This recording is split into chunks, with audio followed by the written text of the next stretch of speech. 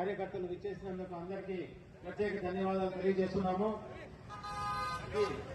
ఇందుకు ఈ 16,000 మంది నియమించేటప్పుడు వాళ్లకు జరిగే పరీక్ష ఫలితాలను ఆధారంగా పరీక్షకు ప్రవేశ పరీక్ష ఎలిజిబిలిటీ అయిన వాళ్లకు మాత్రమే ఈ నియామకం జరుగుతుంది. ఈనాటి సభ్యులు ఆకేపాటి అమర్నాథ్ రెడ్డి గారి ఆధ్వర్యంలో దీక్షలో పాల్గొంటున్న ప్రతి ఒక్కరికి పేరు పేరున హృదయపూర్వకంగా నా యొక్క నమస్కారాలు తెలియజేసుకుంటున్నాను.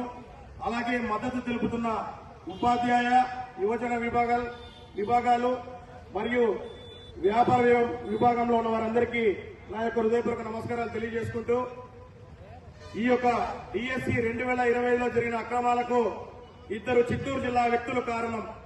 ఒకరు మంత్రి నారా లోకేష్ నాయుడు, ఇంకొక వ్యక్తి sports authority of Andhra Pradesh shop chairman Shri Ravi Naidu గారు.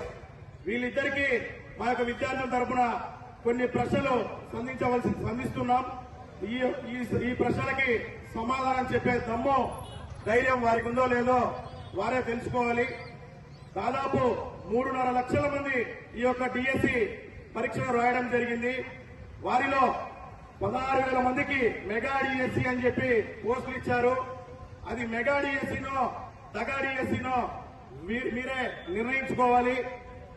ఈ యొక్క డిఎస్సి పరీక్షల్లో 10 లక్షలకు 15 లక్షలకు డిఎస్సి పేపర్ను లీక్ చేసి టీడీపీ సానుభూతి పరులకు, టీడీపీ నాయకుల యొక్క కుమారులకు కుమార్తెలకు ఈ యొక్క పేపర్ను లీక్ చేసి ఈ రోజు 16,000 ఉద్యోగాల్లో